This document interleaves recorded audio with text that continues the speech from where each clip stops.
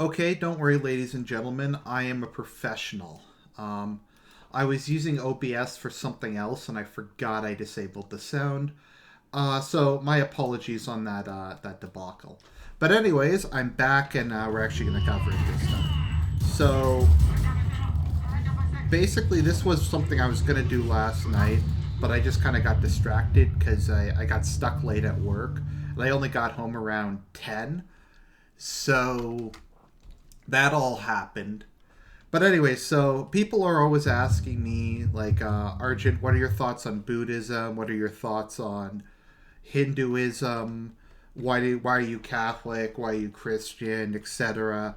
So I figured what I do is I try to make kind of an exhaustive video rather than just kind of talking about the various things in piecemeal.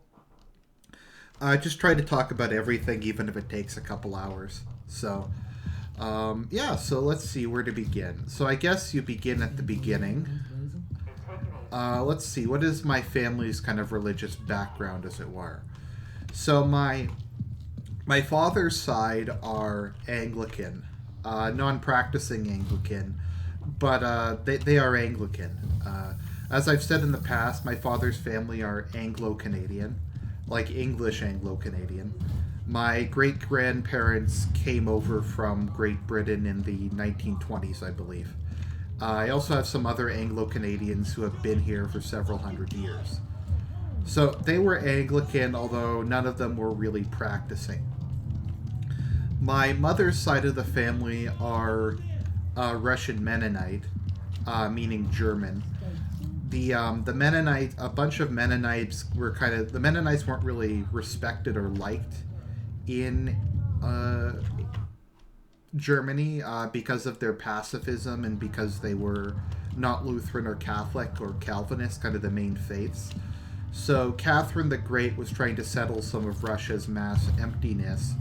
So she asked the Mennonites to come from from Germany all the way to Russia. So when they were in Russia, they were given a bunch of land along the Volga and in what's now the Ukraine, and they settled that land. And it's the Volga German, or I forget what the other term is for them. But what happened with them is by and large, they got along pretty well with the czars. My great-grandmother was a staunch monarchist and loved the czar and his wife. See, what had kind of happened, though, was they had to pay extra taxes because they refused to serve in the military because Mennonites are pacifists. So they were kind of distrusted and a lot of people didn't like them. During the Russian Civil War, there was a group called I think they were the Insurrectionary Army of the Ukraine or something like that.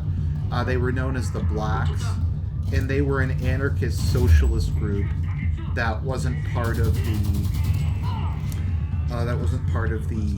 communist group. So in Ukraine, you had a three-fronted war between the whites, the reds, and the blacks.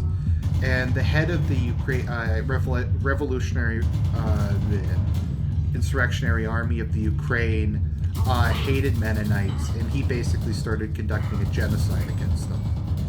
So that was all going on, and the Mennonites in Russia began to just flee for obvious reasons because they were getting exterminated by both the communists and the blacks. So they fled to Canada. So my mother's family came here around 1918, 1919. I hadn't heard too many stories about it because they just didn't consider them interesting, even though I consider them super interesting. But apparently, like at one point, they went to Chechnya because the Tsars were trying to get people to settle in the Caucasus, and a bunch of crazy Muslims burned down their house, and they had to run away in the middle of the night. So that's kind of my mother's story a bit. My mother's family, some of them live in Waterloo.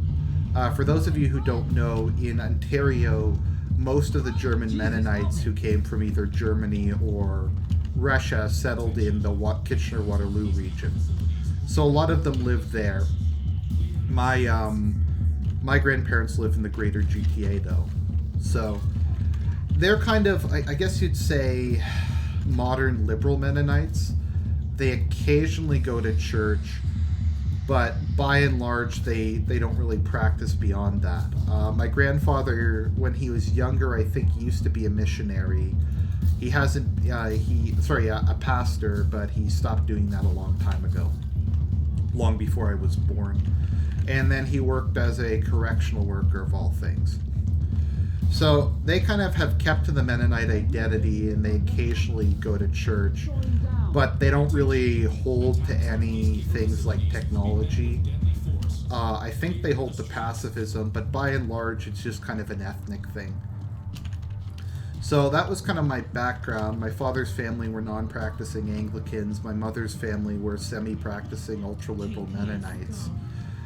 And so I was baptized in the Anglican Church when I was very young. I think I'm not sure how long ago was. Sorry, I'll periodically take questions. Autofin asks, how often do you go to church? I go to church every week. Normally Saturday night. I might not go this Saturday night, and I might just go tomorrow. But yeah, I go to Mass every week, plus days of obligation.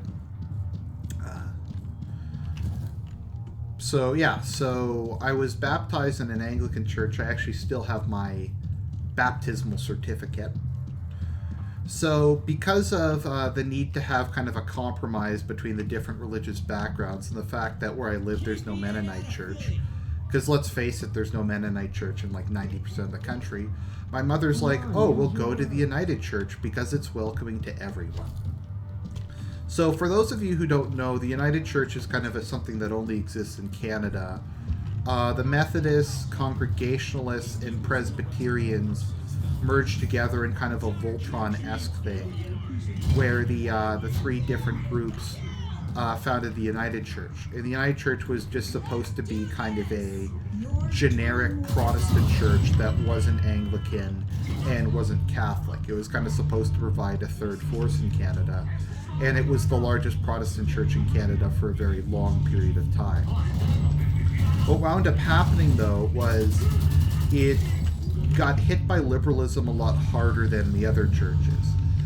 The idea basically was, in Canada's extremely liberal country, that the baby boomers got a hold of it, and they thought that kind of the dusty old doctrines of Christianity wouldn't appeal to people anymore.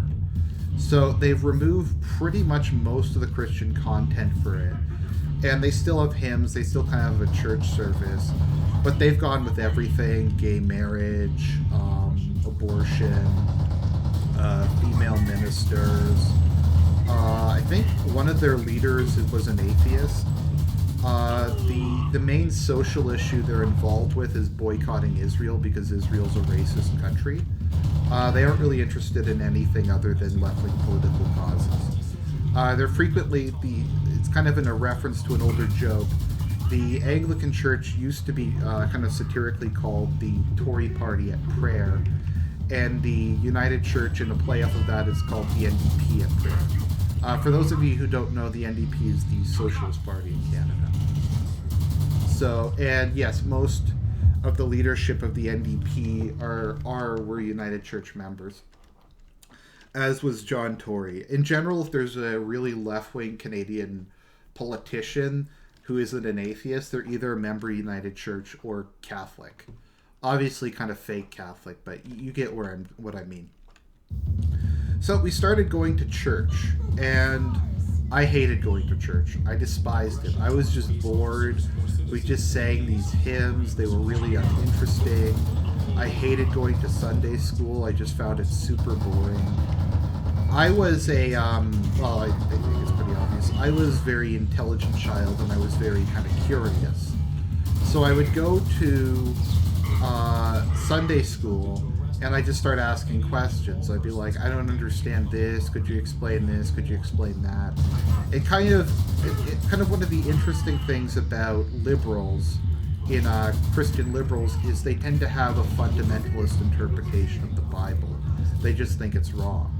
So they aren't interested in like, oh, this part of the Bible means this in this historical context. It's not actually as bad as it sounds, they just kind of accept a fundamentalist interpretation, like, oh, God is just killing people there because he hates gays. There's no actual reason for it.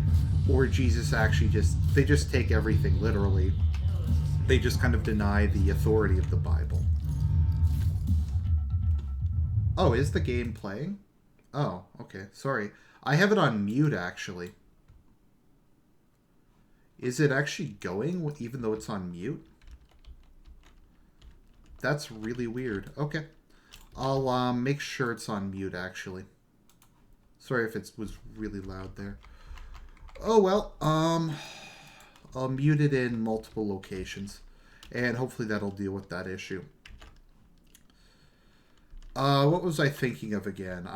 Yeah, so I would just kind of go through it and I'd ask questions. I'd be like, oh, what does that mean? Yes, I muted the game. That's why it's not playing anymore.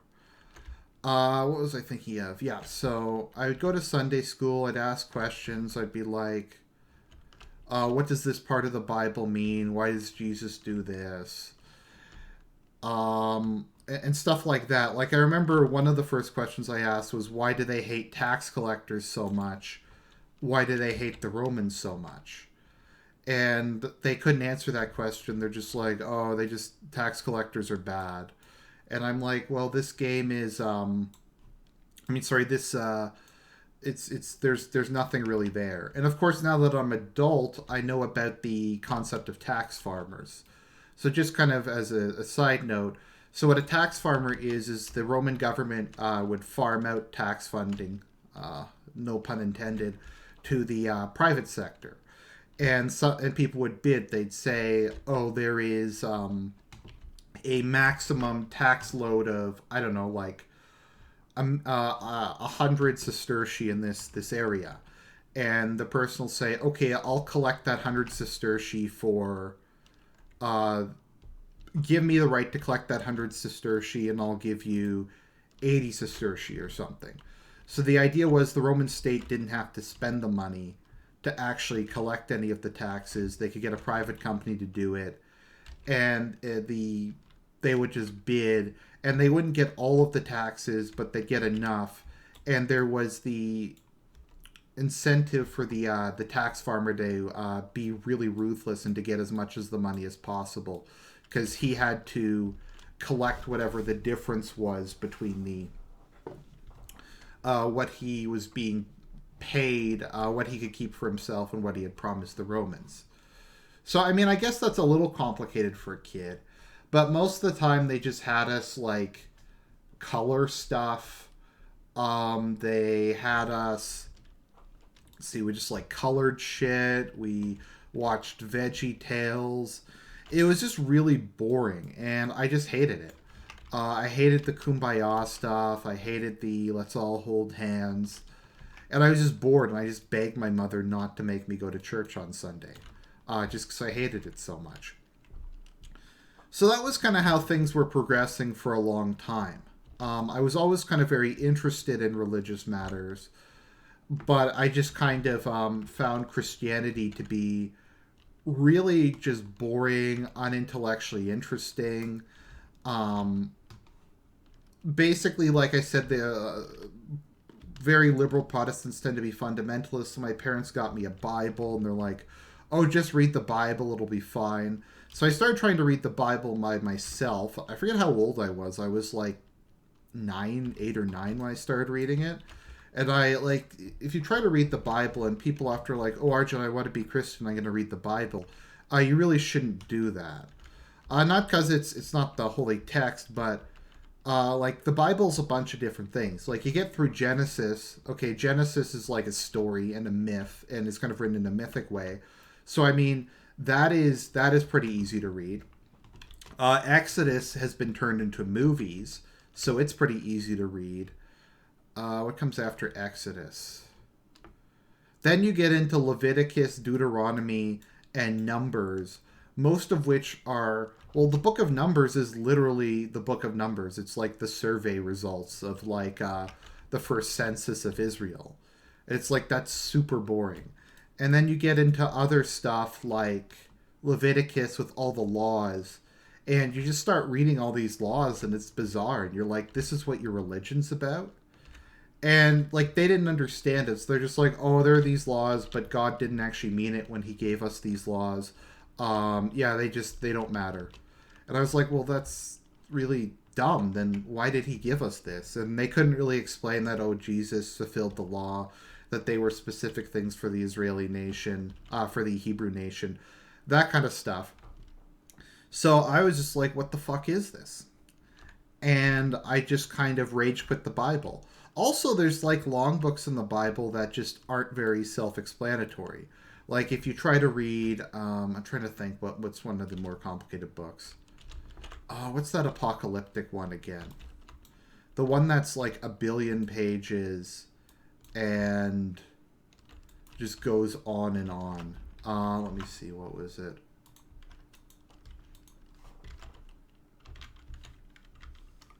Apocalyptic literature. Let me see here. I'm trying to remember what it was. It's on the tip of my tongue. Is it Ezekiel? I think it's Ezekiel. I forget. There's one book of the Bible that's literally entirely... It's like one of the longest books in the Bible. But anyways, so I got to that and I'm like, this is really weird. So I just kind of accepted basically that God is, that God exists, that heaven exists, that he's watching over all of us. And just kind of all that stuff was happening. I think it is Ezekiel. But anyways, yeah, so I accepted God existed. I accepted that he was watching over us. Kind of all that basic stuff. At the same time, though, I think kind of one of my biggest issues was I was never taught as a kid who Jesus was. At no point did anyone ever say, Argent, Jesus is God. So my understanding was Jesus was just some random dude who God didn't like. So he was just like, okay, I hate this Jesus guy. He's going to be born just so I can torture him. And yeah, and he's dead. And somehow that means people's sins are forgiven. And I was like, well, but I don't get it. Why do you worship Jesus if he's not God? And they were just like, it's just the way it is. It's just, Jesus loves you. And I'm like, okay, I get that he loves me. My parents love me. It doesn't mean I worship them. And they're like, well, you just have to accept it. It's just, Jesus loves you. God is love. Jesus is love. And that was basically the answers I got. So I grew up thinking that Jesus was, just, like I said, just some random dude that God didn't like. And I was just like, this is the dumbest religion ever. You just worship some random guy. And I just kind of, they're just like, oh, there's the Trinity. And the Trinity is just there. It's kind of like God, but not really like God. And it's just... Yeah, so all that shit happened, and I was just like, this is the dumbest thing I've ever seen. So it was kind of around this time that I started reading, I guess you could say I think I was like 12, 13 at the time. I started reading some kind of Gnostic stuff, kind of some weird stuff, like about apocalyptic literature, biblical prophecy, some of those kind of Jesus myth theorist stuff. I think I read The Pagan Christ and some other books. And I also started to read more about history. So I kind of found out about the Crusades. I found out about all these kind of, the Inquisition, all kind of these historical things that no one could explain to me. I remember one time I asked like a pastor, what about the Crusades? And like, oh, the people who did the Crusades weren't Christian. They were just some like randies pretending to be Christians. And I was just like, that's a really lame explanation. They're like, well, you just have to accept it. And then like they'd send me to like, they're like, well, Argent, you can just go to youth groups and they'll teach you everything you know.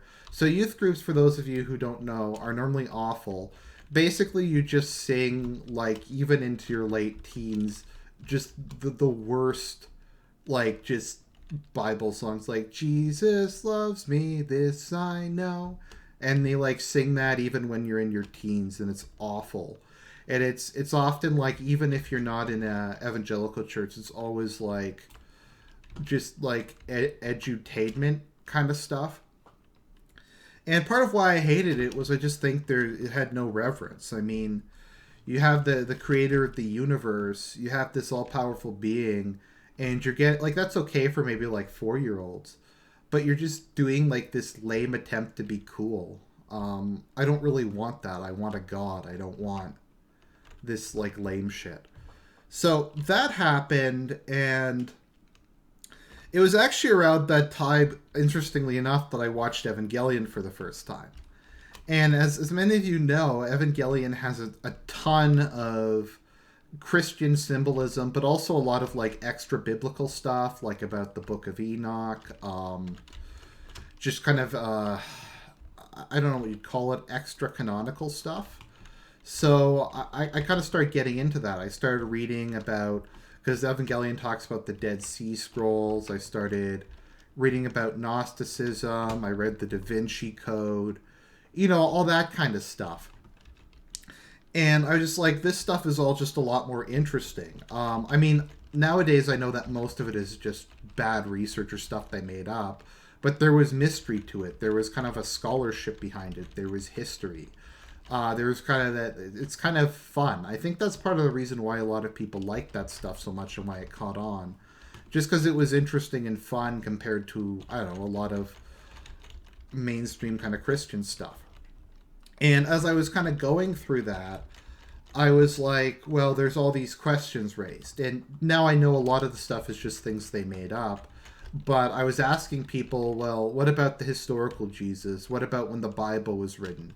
And they're like, and this is the problem with dealing with liberal Protestants, is they're like, well, Jesus probably didn't exist, but he loves you, so it's okay. Maybe the Bible didn't actually happen, but it's a metaphor that is literal, but also a metaphor. So it's like, this stuff is really stupid. There's got to be like some better stuff out there.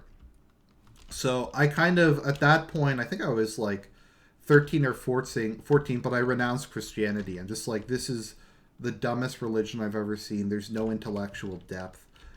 And I guess just before I go further, the other kind of thing that was really kind of critical to me at that point was I hated what I saw as the pacifism in Christianity.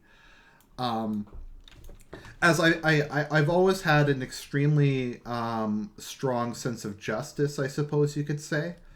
Almost just extreme, like, to the point where when I was young, I used to think about just punishing evil people. I used to have fantasies about that a lot. And that's partially because of my bipolar, because I had childhood bipolar, if I look back on it now, which is kind of unusual, but just people who wronged me, people who I thought were cruel or who had wronged other people. It just made me absolutely furious. And as I started to grow up and I read a lot and I was reading about all the injustice in the world, just like I said, the evil in the world, all that kind of thing. And I just said, how can you be a pacifist in the face of this? You have people committing genocide, you have slavery, you have people defrauding others. How can you be a pacifist in the face of evil? You have to fight evil. You have to destroy it. You have to reduce it to nothing. And I was actually one of the people who liked the Old Testament more than the New Testament. Because the Old Testament has God raining fire and wrath down upon evil people, down upon cultures who practice child sacrifice, cannibalism, all kinds of horrific stuff. So I like the Old Testament a lot more than the New Testament. And I was just like, you have this weak religion with no intellectual depth that is indifferent to fighting evil, which I kind of viewed as humanity's purpose. So I kind of start to look and say, well, I should try to find a religion that understands the issue of evil better. So in my school, we had a course called World Religions, where we looked at various different well, world religions. So we looked at all of them. We studied all of them, and we kind of had to try to just we kind of made a somewhat study. We didn't go into Christianity as much as some of the others, just because most people were familiar with it. But we studied Buddhism, Hinduism, Islam, and Judeo-Christian. I know that term's cringy, and I had just never been exposed to a lot of that before. This was after 9/11, but I was initially a bit... I kind of had a lot of respect for Islam. I don't think I ever would have converted to it, but I viewed it as kind of a purer form of Christianity. It was kind of Christianity without a lot of the dumb stuff, like the Trinity, like... it was much less pacifist. So it kind of seemed like if you wanted to be an Abrahamic, but not believe in kind of the dumb stuff about Christianity, then you should be Muslim. Eventually what happened to me, though, is even back when I was kind of left-wing, I kind of found out just the way Muslims treat minorities and women. And I say that unironically. The way that women are treated in Muslim countries is appalling. I am probably, you could probably call me a misogynist, but throwing acid in the face of women who dare to go out by themselves is really, really twisted. But yeah, so we looked at that. So I think most people at some point in their lives, especially if you're a kid growing up in the Western world, have looked into an Eastern faith, have looked into Buddhism, Hinduism, kind of one of the things like that. So I started looking into those because it is a very, very different way of looking at the world in those faiths. It's... In the West, there's kind of a tendency to be, I guess you could say, more world affirming, if that makes sense. We view that human reason, human intellect, our own merits will allow us to make the world a better place, that we can make the desert bloom. And in Eastern religion, there's much more of a fatalism. Things are going to be the way they're going to be.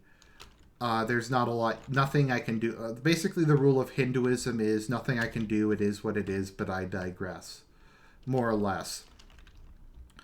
There's also, I think, a greater acceptance, and this is just what I thought of my life because I was raised Protestant, of the idea that human beings are flawed, that the pain of life corrupts us, that people are made worse because life is difficult and life is hard, and that leads to suffering. So we were looking at Hinduism and Buddhism.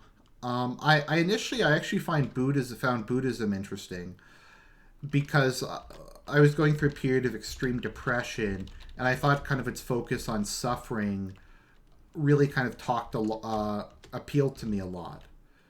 So in Buddhism, the idea is, if I can remember the Four Noble Truths, the first Noble Truth is... Sounded like you quoted DSP. I did. That was kind of the joke. But the Four Noble Truths in Buddhism is life is suffering. Suffering is caused by attachment. The way to end suffering is to lose your attachments. The way to lose your attachments is to follow the Eightfold Path. So the focus of Buddhism, for those of you who don't know, I guess I'll just go into it briefly, is Buddha believed that we're trapped in an endless cycle of rebirths. It's kind of similar to Gnosticism in a lot of ways. Basically, the material world is evil. It's an illusion. All that really exists is your soul. Although Buddha has this concept of the no soul, but it's very confusing. The Buddha was very fond of not actually explaining anything and leaving everything up to interpretation. He was only really kind of concerned with ethical things and not really the metaphysical per se.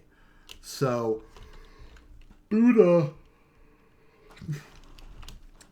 much like Hinduism, taught this world is an illusion and it exists only for suffering.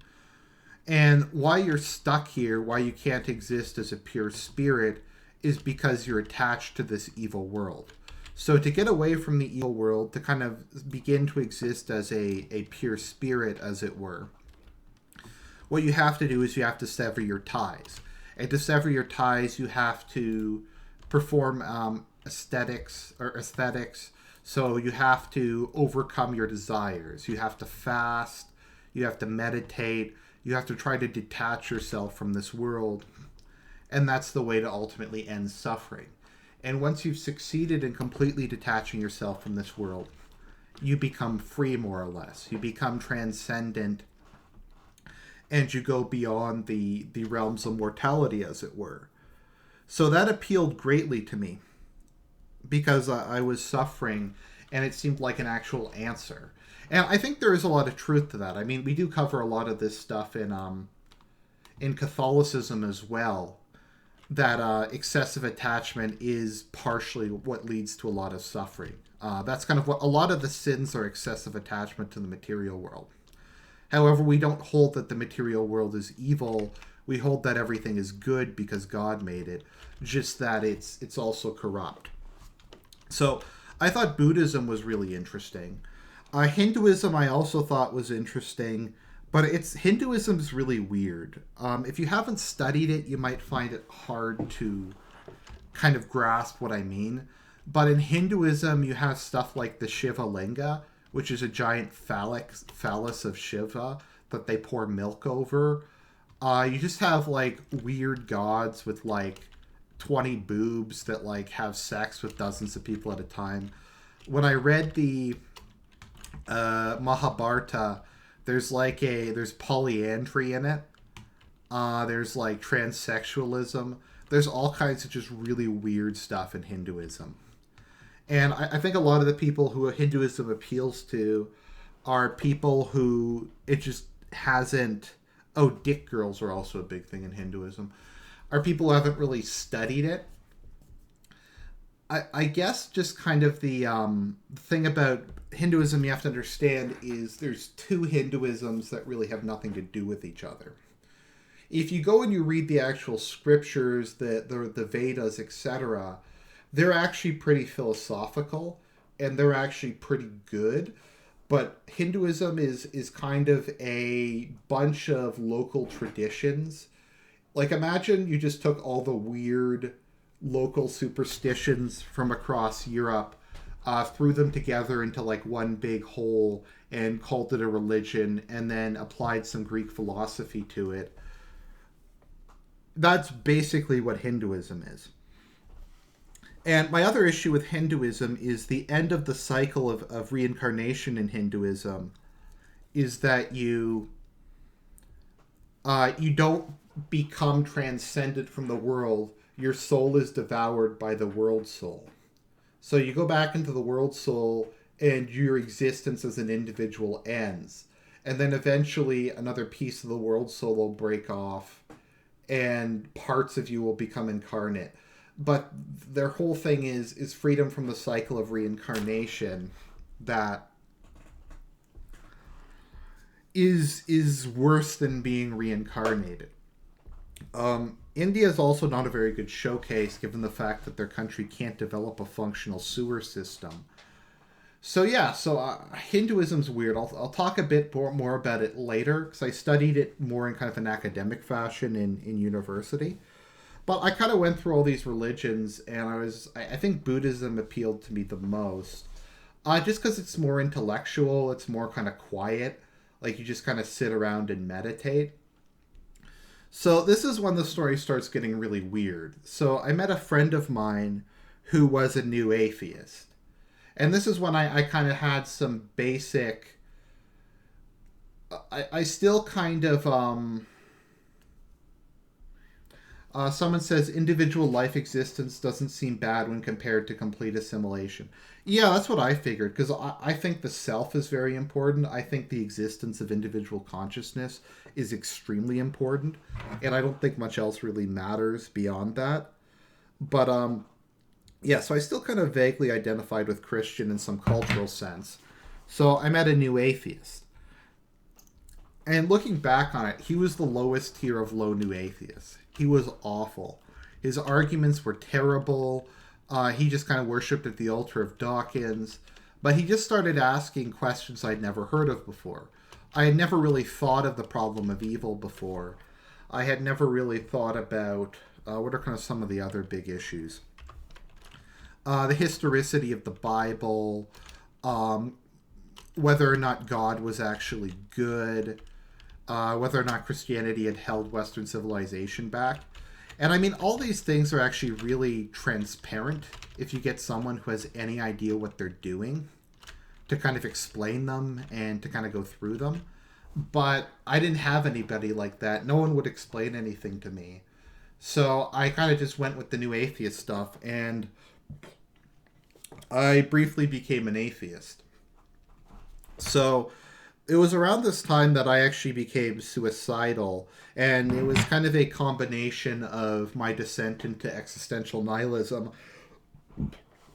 and kind of hormones and my inherent psychological issues. So I became suicidal. So knives kind of scare me, so I didn't cut myself. I would beat myself. I would just punch myself repeatedly until my body was covered with bruises, and I'd stab myself with pencils and pens. Uh, and that was more or less what I started to do. So the world just seemed completely empty when I became an atheist. It was absolutely horrific. So it was around that time I was taking a course on the history of Western philosophy. So I came across Enlightenment deism, and I'm like, well, this makes a lot more sense. You don't have any like of the miracles to deal with. You still can believe in the soul. You can still believe in afterlife. You can still believe that God gave more mortality to the universe. This makes a lot of sense, and I do think in kind of to a certain degree, deism might be the most like rational position to take without revelation. If you aren't going to rely on revelation and kind of some leaps of logic, I think deism explains a lot about the world. And let me just, for those of you who don't know, what deism was it was popular during the Enlightenment. And deism is the belief that basically God created the universe. He gave humanity reason, immortal souls. He created heaven, etc.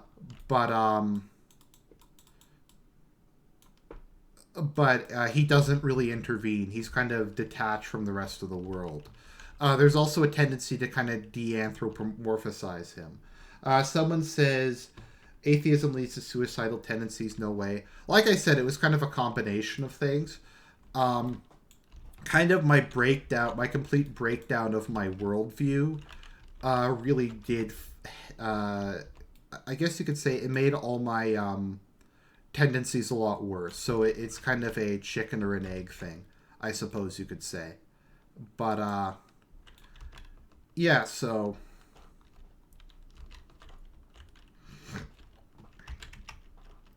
I kind of like that. So when I was going through this, I'm like, well, I kind of am a monotheist, but I have to find an explanation for the problem of evil. So I get God exists, but why is the world not perfect then? Why is the world bad? And I think one of the better answers to the problem of evil, and this is something that C.S. Lewis even acknowledges in Christianity as being the second best answer for the problem of evil, which is dualism. Now, for those of you who don't know, dualism, depending on its form, is basically the belief that God is not all-powerful and that there is another God who is almost as powerful or as powerful as God, and the two of them are locked in a cosmic struggle. And there's different versions of it. There's the idea that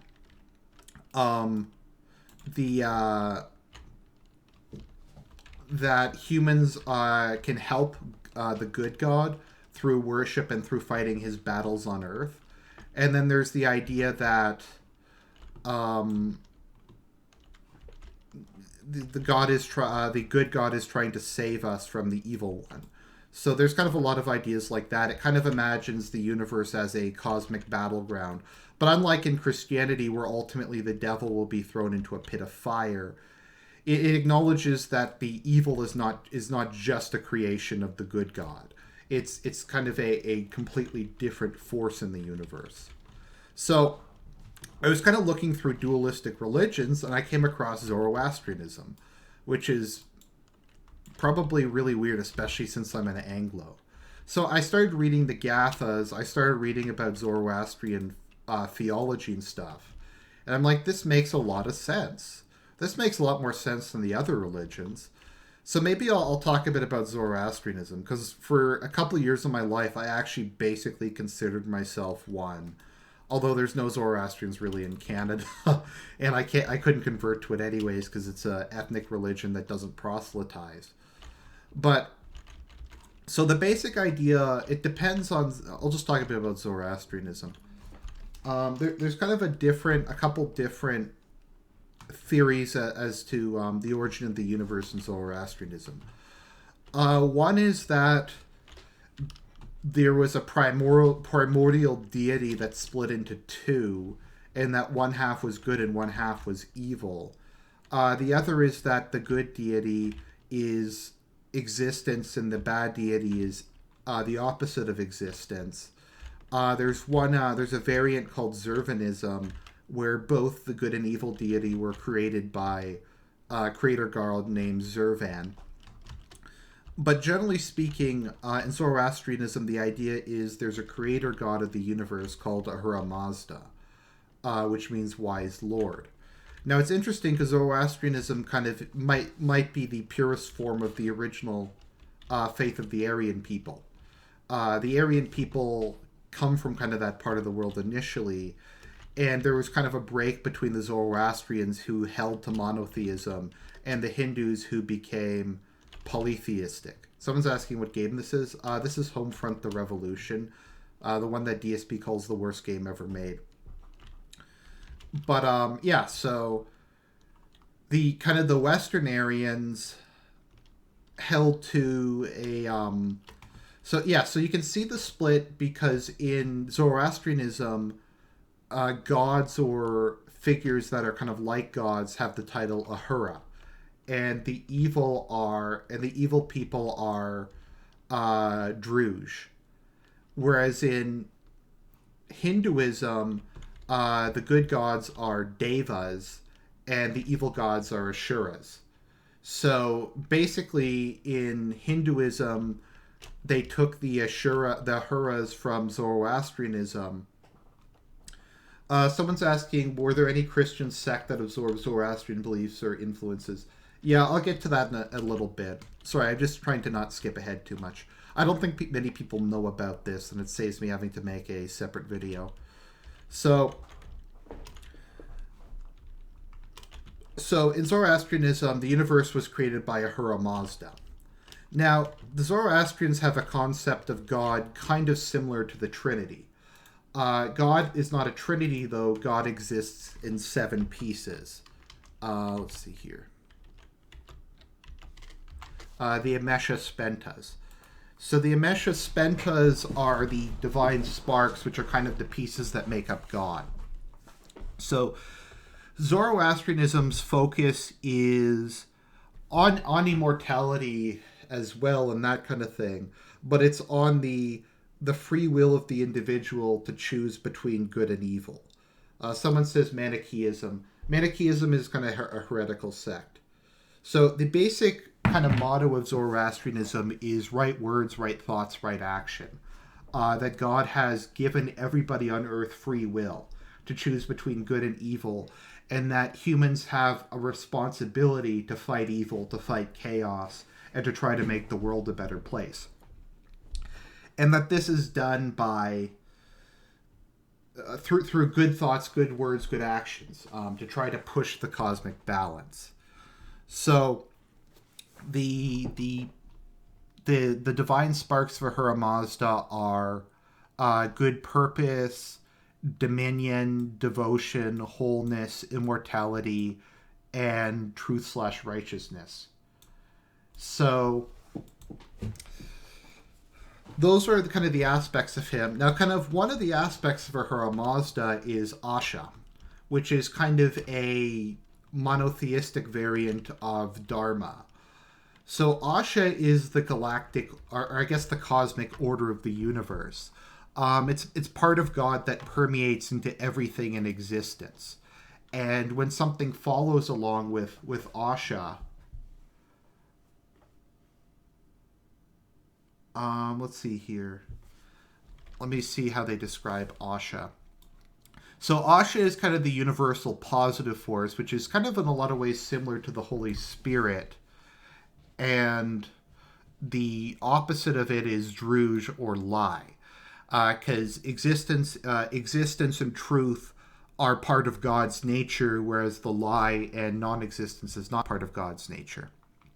So,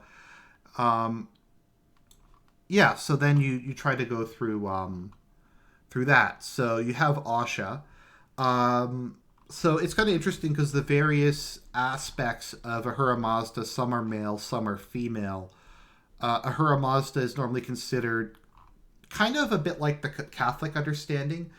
God is neither male nor female, he is God. So the story behind Zoroaster was a priest of Ahura Mazda. Ahura Mazda was one of the gods who were worshipped in ancient Persia.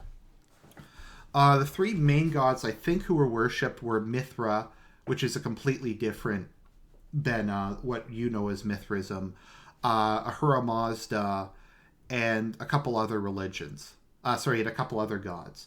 But Zoroaster had a revelation of sorts. Let me see here. Let me just find this. So I'm just looking at this again. So when he was 30 years old, and there's a lot of aspects of Zoroaster that are kind of similar to Muhammad and Christ. So when Zoroaster was 30, he began to have visions. The various aspects of Ahura Mazda began to appear to him, and they taught him about the two primal spirits who were concrete, who were fighting each other for the for control of the universe. He wrote down in the Gathas and Avesta, which is the Zoroastrian holy book. Specifically, he was taught about free will. He was taught that polytheism was evil, animal sacrifices were evil. Because the Zoroastrians believed in free will, slavery is explicitly forbidden in their religion. And I think in the Persian Empire, slavery was illegal, or it was extremely discouraged by the government because it goes against Zoroastrian teachings. So, what happens in Zoroastrianism when you die is the soul walks across the bridge of the separator, and it's buffeted by wind. And if the soul is heavy from sin, the wind carries it down into their version of hell. But if not, then the soul goes to dwell with Ahura Mazda until the end times. In the end times of Zoroastrianism, everybody is resurrected from the dead, including people in hell. They are all returned with their soul and bodies. And Ahriman is cast down. I'm not sure if he's cast down into a pit of fire or just completely destroyed, but it's extremely similar to the Christian Last Judgment. I personally regard Zoroaster as being a true prophet. I think he's basic. I think God did appear to him and did give a lot of the revelation to him. You also see in Zoroastrianism the idea of angels being worthy of veneration. Angels are something that comes from it. Zoroastrianism, they believe everybody has a guardian angel.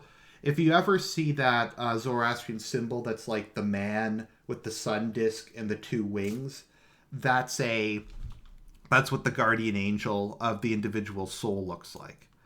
So that's kind of interesting. So the idea is eventually Ahura Mazda will be destroyed, and then the universe will forever be happy. So Zoroaster had those visions. So in Zoroastrianism, they venerate fire because they view fire as as the fundamental creative force, that God created the universe out of fire. The sun is fire. The sun is fire. Fire purifies things. Fire burns away corruption. It purifies metals. It's from whence all creation comes. water is also worshipped because water is kind of the opposite but complementary to fire because water brings forth life. So a lot of people thought Zoroastrians worshipped water, but they didn't really worship water. It's just kind of a symbol of their faith.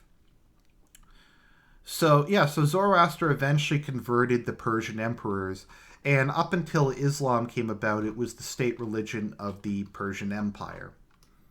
So, let me see here. Let me read about the Messiah, because the concept of the Messiah in Zoroastrianism is really interesting.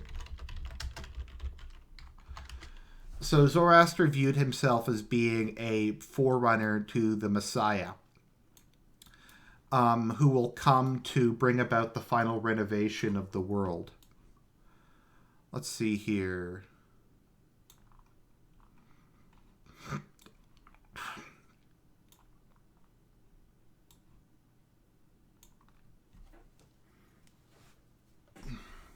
So the story of the Messiah is this in Zoroastrianism. 30 years before the decisive battle between good and evil, a maiden, that is a virgin whose nickname is Body Maker, which I assume is similar to God Bearer, will enter a lake. Sitting in the water, the girl who is a virgin will receive a revelation from God. Her son, when born, will not know nourishment from his mother. His body will be sun-like and possess royal glory. Let's see here. This is where it doesn't really go with Jesus. For the next 57 years, he will subsist only on vegetables, then only on water, and for the final 10 years on spiritual food. He will then resurrect the dead at the end of the world and cast down demons into fire? I'm not sure, but yeah, so it's very similar in a lot of ways to Jesus.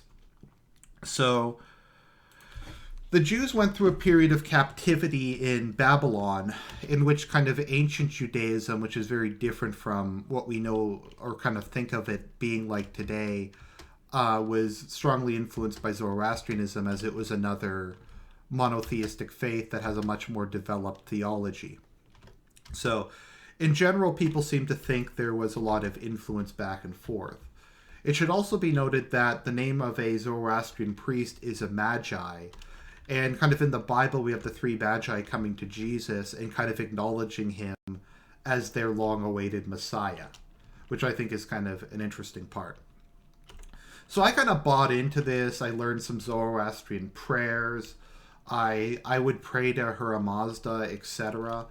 And in general, I think that was just kind of how I defined myself. Now, the difference between Zoroastrianism and Manichaeism is Manichaeism rejects the idea that there will be a final battle.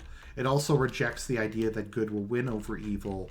It holds that the universe will be divided for all time, that there will never be a final conflict, etc. Manichaeism also believes that the material world is evil. That basically Manichaeism is kind of a development of Gnosticism. Gnosticism holds that all matter is corrupt, that there were two gods, one who created spirit and one who created matter, and that we are all basically souls trapped in bodies, that everything about the world is evil and needs to be rejected. A lot of Gnostic sects specifically rejected the idea of childbirth. They viewed bringing children into the world as being evil. A lot of them were kind of death cults. A lot of them, they rejected sex, they rejected good food, they rejected alcohol, all that kind of thing. They were very puritanical, which is kind of funny in how they're viewed today. People really, I don't think, have any understanding of what actual Gnosticism is. So I was really interested in Gnosticism, I was interested in Zoroastrianism, and kind of all that stuff. And I think what kind of got me... So when I was in university, I read a bunch of Hindu philosophy because I took a course called The Hindu Tradition. And I got a 90% in it, actually. I did extremely well at it. And I also got a 90% of Buddhism. So I kind of started reading more and more about them. And I was just kind of like, a lot of this stuff is just really weird. And a lot of it's just nihilistic. And once again, I was just kind of like, these religions just have no interest in fighting evil.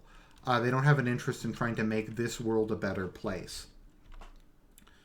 So, as I think I've said before, when I was in university, I was very left wing, but over time I became really right wing. Largely for the same reasons I mentioned above, because the left I found was indifferent to evil. They weren't consistent with their own views. They were feminists, but they were okay with Muslims throwing acid in women's faces. They were anti-racist, but they were indifferent to genocides being committed by one minority against another. Just, I found everything that they claimed to believe in was hypocritical. So I started looking into conservatism, and as I was reading through conservative philosophy, or just political theory, most of them seemed to be Christian. And I'm like, well, these guys seem smart. Why do they like Christianity? Why do they like this intellectually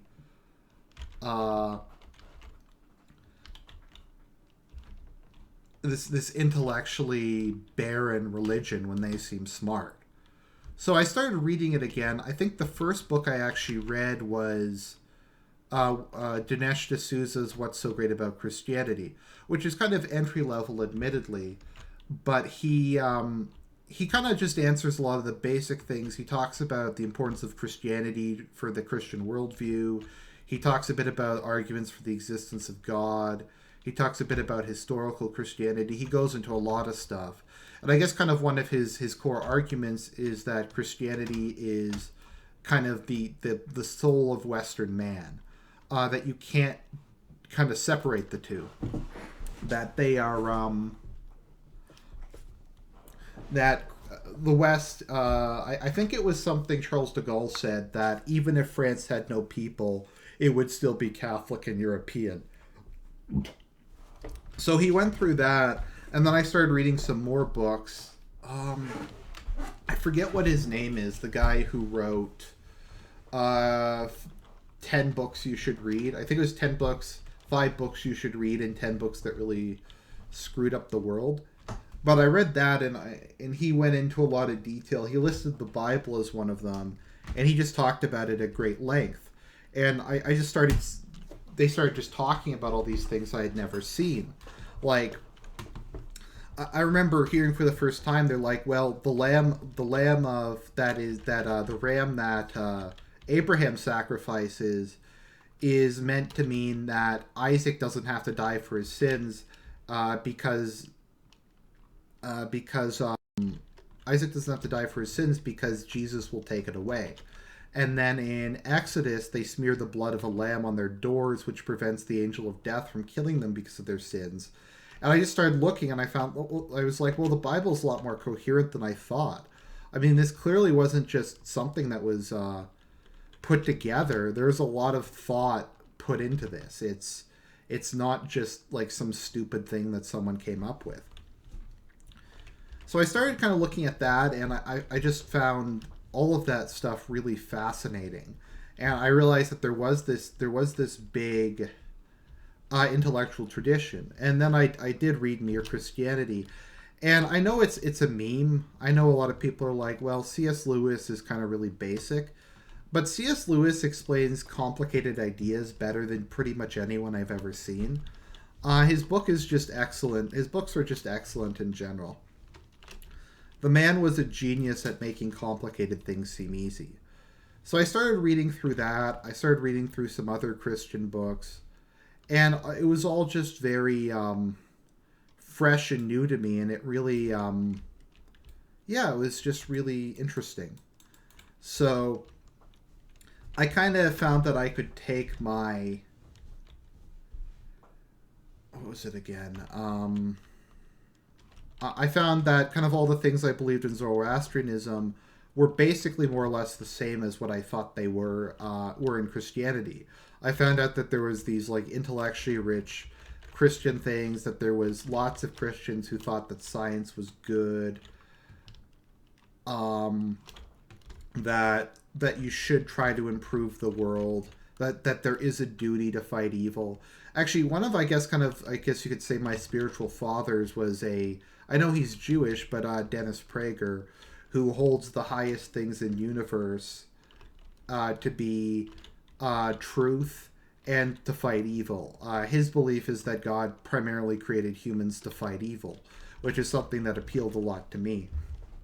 So, yeah, so I was just kind of going through all of this, and I'm like, I forget, it was in one of the books they said that at a certain point in life you kind of have to grow up and you kind of have to say, this is who I am, this is what I want to be, and you don't always have to be 100% sure of things, because no one's 100% sure of anything. What's important is you pick what you think is best. You try to find the truth, you read everything, you make up your mind, and then you try to stick to it, and you try to live what that not being certain is no excuse for intellectual cowardice. So I said, I believe in Western civilization. I believe in my culture.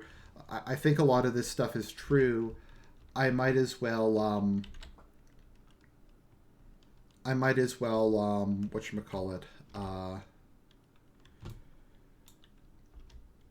go along with this. So then I was like, okay, and this is kind of where we're getting closer to some stuff I've talked about previously.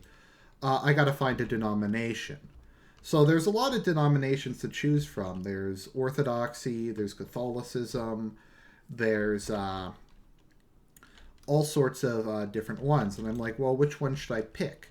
So I guess the first thing, and this is something a lot of people look at, was I looked at evangelical Christianity.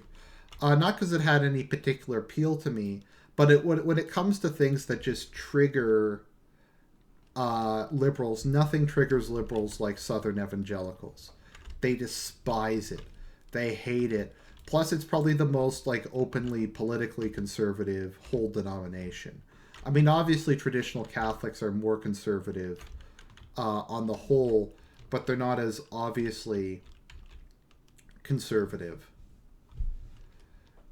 as a lot of other as evangelical Christians. So yeah, so that was kind of the perspective I took. But then I looked into it, and it's just, I think my biggest issue with evangelicals is I just find their worship very unreverent to God. Like, there's that shirts they wear like Jesus is my homeboy, and I just really hate that. Like, because I want, yes, I want a God who loves me, but I also want a God who will punish me when I do bad things, a God who will punish the wicked, a God who will just kind of be a father. I don't need a friend. I need a God, more or less. And I think that's a problem a lot of people have with evangelical Protestantism.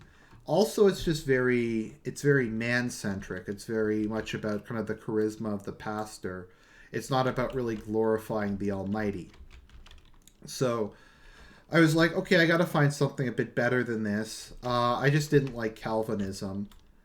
So that was kind of out for me. So I'm like, well, no Calvinism, no evangelical Christianity. I'll look at something a bit more in depth. So I was looking around, and I'm like, well, there's kind of the high church stuff. There's Anglicanism, there's Catholicism, there's Orthodoxy, there's Lutheranism, there's Methodism. I kind of looked at Methodism, but it just seemed like weak sauce to me, like watered down Anglicanism. So I was like, okay, well, what do we have left? I'm like, well, I don't really want to be Catholic because Catholics are evil, so I'll look at Lutheranism. And I do like Lutherans. I think what people forget, because they like, oh, Luther was the first Protestant, he's got to be really extreme.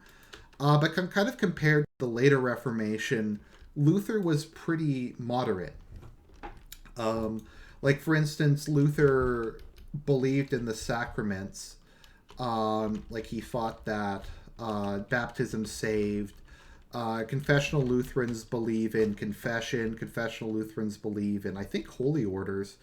And they actually have 7 sacraments. They just view, I think it's holy orders, the Eucharist and uh, baptism as being the three major sacraments. So they hold to that. They hold to, I guess, kind of a more traditional view of Scripture, like that the Bible isn't literal, it wasn't meant to be literal, and a lot of stuff like that. So I actually, to a large extent, kind of liked Lutheranism. I still kind of do. I'd say kind of like the most bro tier people are probably like confessional Lutherans. So I was really interested in confessional Lutheranism, which is kind of like the high church, kind of more traditional form. Kind of the issue though is where I live, there's not really any confessional Lutheran churches. Also, once again, it just kind of seems like weak sauce. Like if you're going to go that far towards Catholicism, uh, you might as well go all the way. What Martin Luther actually thought he was trying to accomplish and what he actually believed is kind of up for debate. Because, I mean, initially the Reformation wasn't about anything theological. It was about Luther's objection. And I think he had a lot of, and I don't say this like generically, I think he did have a lot of legitimate objections to some of the stuff that was going on in the church at a time. This was a time period when Leo X was Pope. And Leo X is the one who said, God has given us the papacy, so we might as well enjoy it. And he kind of was the one who went crazy with indulgence sales because he was so extravagant in his lifestyle. So I can see why Luther would be pissed off by that. I can see why Luther would kind of go on a rampage. So I just wasn't really sure what to think about it. I did like it a fair bit, but I don't know. I just had some kind of theological disagreements with them that wasn't really compatible. Also, like I said, it kind of seemed like weak sauce because they accepted some things but not others. Like Veneration of the Saints was bad, but some things Catholics believe are okay. By and large, though, it's funny. It's just funny how like the founder of Protestantism was not really extreme at all, and in fact, the Swedish Lutheran Church, at least until the present, probably had valid holy orders because they maintain apostolic succession. So that kind of left me with three religions: Anglicanism, Orthodoxy, and Catholicism. And I was looking at Anglicanism, and I'm like, okay, well, I'm English. That's good. It's high church. That's good. There's a lot of there's a good intellectual tradition there. That's good. What wasn't good though was modern Anglicanism might be one of the most dildo Protestant sects. For those of you who don't know what the Episcopal Church is, it's like the most pro-gay, most just pro-anything church in America. They talk about like how abortion's a blessing from God and a spiritual experience. They talk about like they deliberately try to promote people to higher positions in the church if they happen to be gay or a tranny or something. They're just worst. They're probably the worst Christian denomination, and that's saying a lot. Is probably Episcopalians. And the Canadian Catholic Church is very similar. Canadian Anglican Church is very similar. It's just really weird, especially when you consider like they maintain a lot of the high church stuff, but they also have all of the, I guess, kind of they also have all the dildo stuff. Like I went to an Anglican cathedral once in downtown Toronto, and they had a massive banner that went from like the ceiling to the floor of like gay shit, like rainbow flag, and it was bigger than like the altar was. It was bigger than any of the stained glass windows. So there's that, and there's like ANAC. There's like the continuing Anglicans. There's all of these. What was it called again? There's all these like breakaway movements. They're called the continuing Anglican movement, and they're basically like, oh, we don't really want to be Catholic, but we're tired of just this bullshit. So I was kind of interested in confessional Anglicanism, specifically like Anglo-Catholicism, because I didn't want to be a Catholic because my family hated Catholics, but I liked everything else about Catholicism. Like, oh, okay, I could be like an independent Catholic. I can be an Anglican. Then what I found out realizing was there are very few continuing Anglicans. It's not a very large movement. It's not like if you wanted to go to a continuing Anglican church, there's almost none. It's very hard to find one. You basically have to either drive like hours or just get lucky or just be a continuing like special snowflake Anglican on your own. And once again, it's like a half measure. At that point, why don't you just kind of become Catholic? So I was just like, I don't like female priests. Female priests are cancer. I just can't deal with this. So that left me with Catholicism and Orthodoxy. Now, a lot of people in these circles like Orthodoxy because on the surface it's less dildo than Catholicism. And that's kind of true on the surface. I think the thing you have to understand about Orthodoxy is it's an ethnic religion, much like Judaism is. Orthodoxy does not convert people. They don't do any missionary work. They don't do... Well, maybe there's like someone will point out some exception.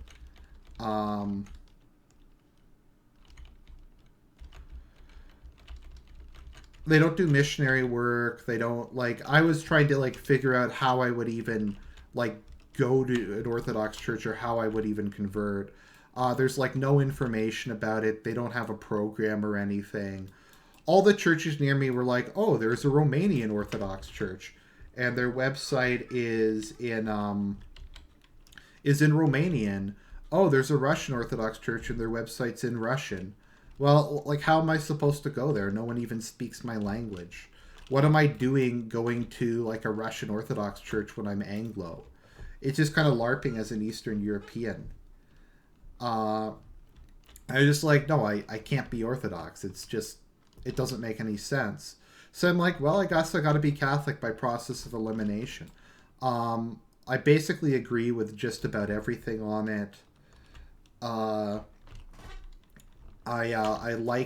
just like it, so I'm going to be Catholic.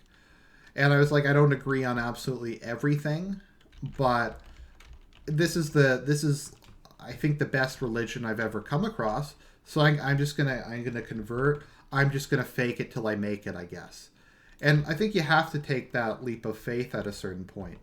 You have to go, well, this is maybe not perfect. Maybe I don't believe everything, but I've gone through the evidence, and this is what I think is best, and I'm just going to stand by it.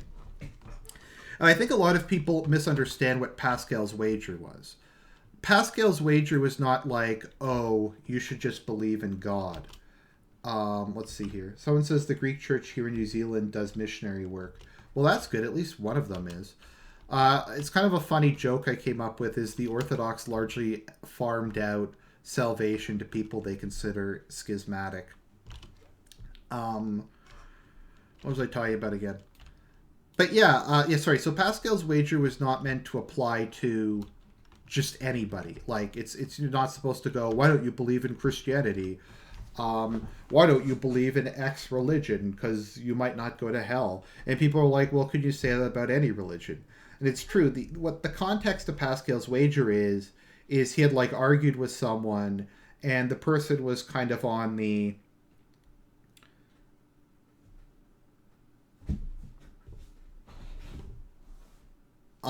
what was it again? He had convinced someone like 50% of the way, and the guy's like, I don't know, you make a lot of good arguments, but I don't know about this whole Christian thing. And he's like, I'm kind of on the fence about it. And Pascal's like, okay, well, you think there's a very real possibility that I'm right? Like, you don't think this is just, like, crazy that there's a 0% chance of any of this being true.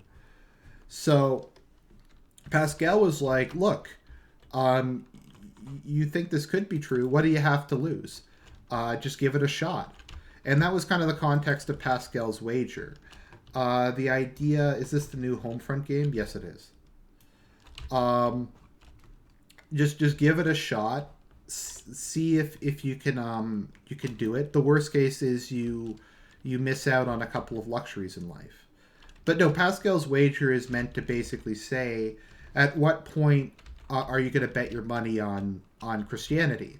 Let's say you're like 80% sure that Christianity's true. Okay, then you should probably become Christian. But like, how much do you have to be sure before you give it a try? Like 50%, maybe even 2%, maybe even like 5%. I mean, we're talking about eternity here. So yeah, so it's in Pascal's wager. It's like after you weigh the evidence and you think there's a chance something's true, you might as well give it a shot. Is kind of how I understand it. So I just kind of went with that. So, do you want to dedicate yourself to God full time? No, I don't think so. I don't think I've considered being a priest. I don't think I have the uh, temperament for it exactly. But yeah. So yeah, that's so then that kind of takes me to the present. So what you do in the Catholic Church is if you want to become Catholic, every year they have the RCIA, or the Rite of Christian Initiation for adults. So you start normally in September, and it starts out as just kind of an inquiry class. Yeah, it starts out as kind of an inquiry class, and then over time you get more and more serious, and you kind of have to make a decision at some point whether you want to go through it all or not. And when it comes to Easter, what happens is you go to your first reconciliation. So you go to a priest and you confess. Then you get baptized and confirmed. Now, I was already baptized, and all baptisms are valid.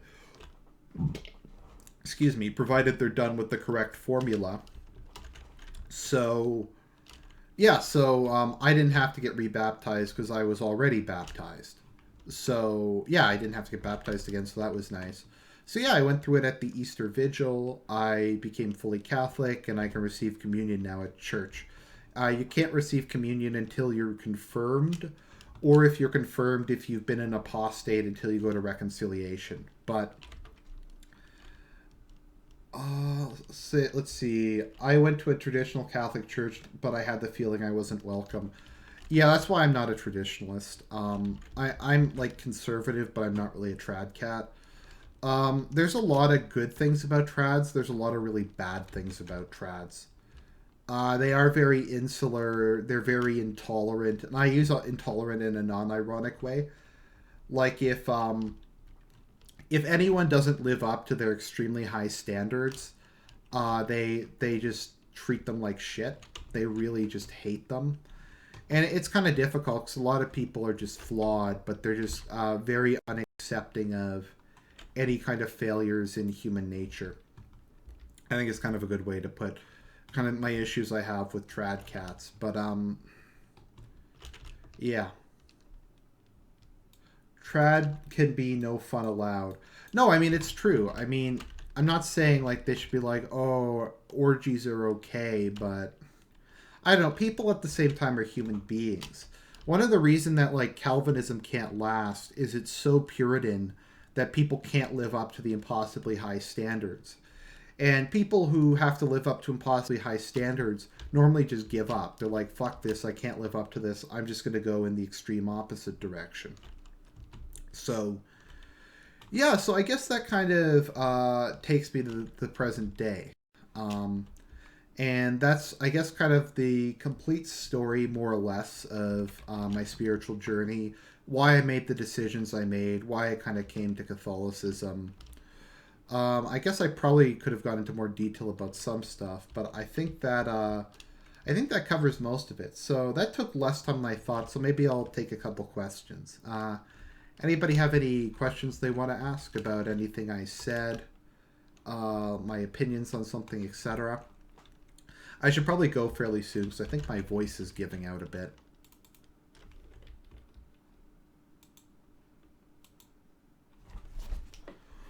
I'll just wait a minute.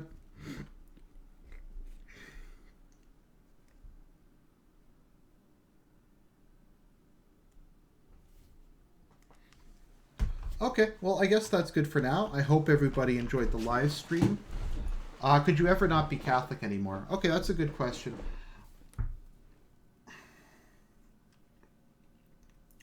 Uh, if it was like without a doubt 100% proven to me that Jesus didn't rise from the dead, I would stop being Catholic. Like if it was decisively proven, like they found Jesus's body and they're like, oh, he didn't ascend into heaven, he wasn't God. Then I would stop being Catholic. I'd probably just become a deist or something like that. Yeah, there's some stuff I didn't get to, like Platonism and that sort of thing, but can't cover everything all in one go. Let's see here. Serious question. What can a person with bad social anxiety do to alleviate the difficulty of attending church? Um, yeah, just a side note. Like, if I stopped being Christian, I'd still believe in God. Because I think the arguments for God's existence are, like, not based on Jesus rising from the dead. I think, like, you can believe in God and not believe in Jesus. That makes perfect, normal sense. Lots of people do. Let's see here. Going to church if you have social anxiety. I guess just see if you can maybe try to figure out what if there's multiple services, which service has the least amount of people, and maybe just trying to go sit off by yourself, like if in the back or something, or somewhere where it's there's not a lot of people around you, so you don't have to shake people's hands, because that can be a little stressful. So I guess that's kind of my best advice. Try to find a quiet time to go and try to find kind of a quiet place. What's the best thing you like about Christianity and in general? Well, I think, and I was thinking about this the other day. I'm someone who has very low self-esteem. I've been suicidal a lot of times. I've been engaged in hatred a lot, at self-hatred a lot of times. But I think what I kind of realized a while ago is even if your life doesn't have meaning, even if you don't think your life has meaning, even if you don't think you have worth, the creator of the universe, a being of infinite power, infinite strength, and infinite goodness, unconditionally loves you. God unconditionally loves you even if you're a screw up, even if you hate yourself, even if you've done bad things. He's sad that you've done bad things, but he will forgive you because he loves you so much. And even if you can't live for yourself, your life has value in it because you're loved. Even if you hate yourself, a lot of people will live for their children because they love their children. Maybe they live with they love their parents. Maybe they live because they have a particular cause they're dedicated to. And I guess to a sense, all of us as human beings, our existence matters and we mean something because God loves us. And I think that is what I like the most about it, is knowing that we all do have inherent worth. Now that doesn't mean that the issue of like capital punishment and physical removal and stuff is different, but I do think at a core people do all have inherent value. But like people will try to say, oh, that means we can't have the death penalty, etc. But like Thomas Aquinas strongly supported the death penalty. Thomas Aquinas also said you can castrate or sterilize people as punishment for a crime. So that's kind of one way to do eugenics, is just sterilize people who commit capital crimes. And that'll largely take care of a lot of problems, if you catch my meaning, by itself. So I guess that's kind of a lot of things that I wanted to talk about.